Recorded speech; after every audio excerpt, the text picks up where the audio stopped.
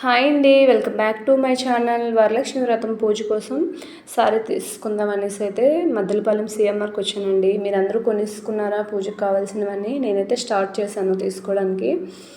అయితే మద్దెలపాలెం సిఎంఆర్కి అయితే వచ్చానండి. సింపుల్గానే తీసుకున్నాను, మరీ ఎక్కువ రేట్లో ఏం తీసుకోలేదు శారీస్. ఎందుకంటే నేను పెద్దగా ఏం కట్టుకోను కాబట్టి శారీస్ నాకు కట్టుకోవడం కూడా రాదు.